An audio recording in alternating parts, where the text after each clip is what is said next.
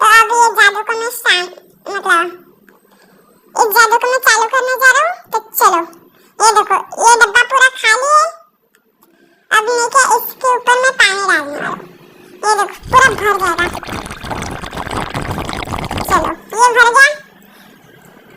और मैं क्या अब मैं इसके ऊपर अंगूठा रखूंगा और इसको ऊपर ला लूंगा और इसको पीछे मोड़ूंगा। और आप बोल रहे होगे कि अंगूठा अगर तू हटाएगा तो पानी नीचे गिर जाएगा, पर ऐसा नहीं होगा भाई। देखो भाई गिर रहा है क्या? भाई गिर भी नहीं रहा है। आपको उस देर से भी दिखा दिया और मैं ही गिरा रहा हूँ। देखो इतना सारा मैंने गिरा भी दिया।